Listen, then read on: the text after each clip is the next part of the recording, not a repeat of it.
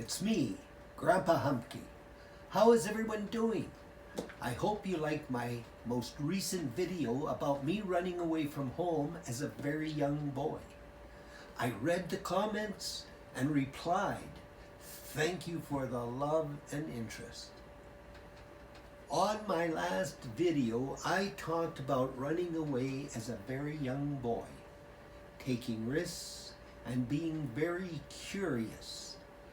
Today, I would like to tell you a story about taking a bigger risk and satisfying my curiosity at age 40. It was January 1983, and I had been running the La Salle Hotel in Regina, Canada for 3 years. The temperature outside was minus 40 degrees. I was at the hotel front desk reading Outdoors from the magazine rack. Inside, there was an ad for the balloon ranch near Del Norte in southern Colorado. The slogan read, "Get up and away from it all," on a large hot air balloon as it floated higher into the sky. I looked out the hotel lobby window when I heard the sound of fire trucks and saw a pillar of black smoke rising about 5 blocks away. It turned out the roughest hotel in Regina, the Regina Homecoming Hotel, was going up in flames. That night, as I drove by the Regina Homecoming Hotel, I saw 3 fire trucks with ice-encased ladders extended, hovering over the basement of the hotel, which had become a huge block of ice. After seeing this, let me tell you, I just wanted to get up and away from it all in sunny southern Colorado. The next day, I was busy trying to contact the balloon ranch to arrange the first vacation in 2 years for our family of 5. When I finally contacted the secretary, I was told that the balloon ranch was closed. My curiosity led me to make a 3-day trip to southern Colorado to see it anyways. The moment I arrived, I fell in love with the place. It was the only destination resort of its type in the world. The operator was the son of the owner, a Jewish businessman living in New York. Back in Regina, I contacted the father in New York, and in 2 days, he flew to Regina, where we had a dinner together and discussed leasing the balloon ranch. The father was a very astute businessman, and I was a novice when it came to leasing a world-class resort. In retrospect, it seems to me that the father saw me standing on the plains of Saskatchewan with a big neon sign above my head flashing, "Sucker, sucker, sucker," that he could see all the way from New York. Anyways, sucker that I am, I signed an agreement to pay him $50,000 a year. So I made the payment for the first year, as our 3 hotels at the time were doing quite well. This was probably the most outlandish adventure I had. Most people couldn't believe I was actually talking about a real balloon ranch. And they had no idea of what that could possibly be. I could have shown them a picture of rows of painted balloons stuck in the ground, and some of them would have believed I was raising balloons. So, in the spring of 1983, I ended up running a balloon ranch with the help of my family, business partner Larry, and employees. At various times, my wife, Kathy, and 3 daughters, Roxanne, Nadine, and Naomi, were there to help. We were very busy, despite not having that many guests. The ranch had a log lodge consisting of 10 private rooms, a very large stone fireplace, a dining room, and a full kitchen. There were also 3 private cabins, a swimming pool, a tennis court, and an outdoor hot tub.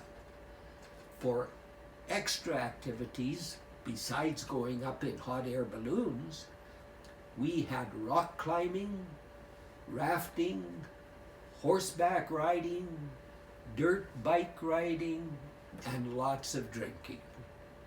That's how it was back then. At the end of the season, we sure had a great time, but we also lost a lot of money. I would say the main reason for the lack of profit was charging too little, plus the high price of marketing. Advertising in slick monthly city magazines ate up a lot of money. Most of our clientele had to come by word of mouth from other very rich clients. Most clients flew into the nearest airport. Some of our clientele were professional entertainers, like Russian concert pianists, some race car drivers.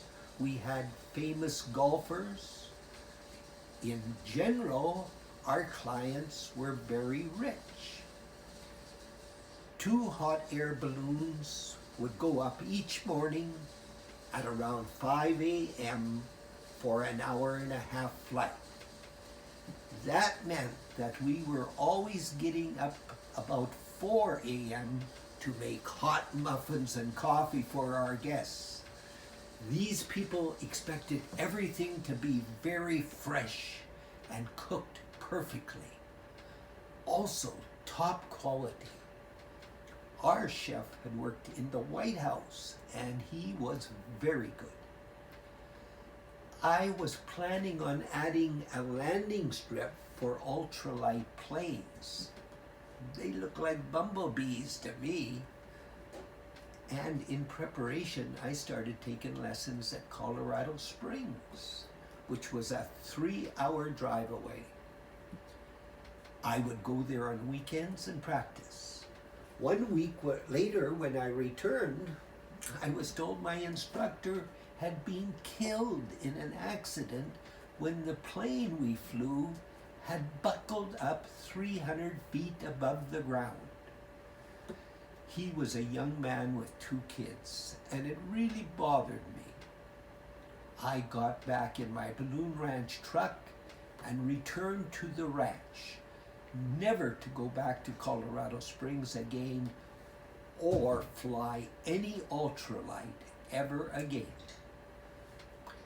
We had built a landing strip, which years later was turned into a runway for small airplanes.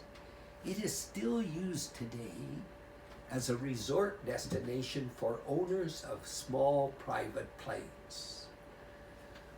The Balloon Ranch was a very, very nice place. It didn't have everything, but it did have enough to satisfy the desires of the rich clients who were used to having everything. One client I still remember the most was a man from Houston. His business card had a picture of a gigantic oil refinery, and he also had homes in Paris, London, and Houston. He arrived in his Learjet with 2 pilots, a large German Shepherd dog, and 3 very beautiful girls. The man had all the money in the world, but couldn't get a simple rental car in Alamosa. Luckily, a woman who worked at the airport said she would rent him her personal station wagon. One morning, after going up in the balloon and coming back for more bottles of champagne and orange juice, caviar, eggs Benedict Arnold, and other tasty delights, I learned that eggs Benedict used Canadian bacon and English muffins. It is a traitorous dish for Americans, and therefore they named it after the American Revolutionary War traitor, Eggs Benedict Arnold. This morning, the man from Houston and his group were sitting around deciding what to do. He wanted to go river rafting, and of course everybody else agreed. They all agreed to whatever he said. The 6 of them got in the station wagon and left about 10 a.m. They only got a half a mile down the gravel road where there was a curve. He wasn't used to it and was going too fast, resulting in rolling the car about 3 times, totally demolishing it. Nobody was hurt, thank God. And the group came walking back from the car to the ranch looking a little dejected. The accident meant nothing to the Houston oil man, and he asked me to go and tell the station wagon owner what happened. I told him he was crazy and that he had to tell her about him demolishing the car, not me. I agreed to drive him there, so that's what happened. At Alamosa, I watched him talking to her, and everything seemed all right. Then all of a sudden, she was obviously acting hysterical and started crying. He simply took out his purse, counted out 20 $500 bills, and handed them to her. She immediately stopped crying and sort of smiled. You know, I think that car itself was worth about $1,000. But that solved that problem quickly. I started to realize what money could mean to different people.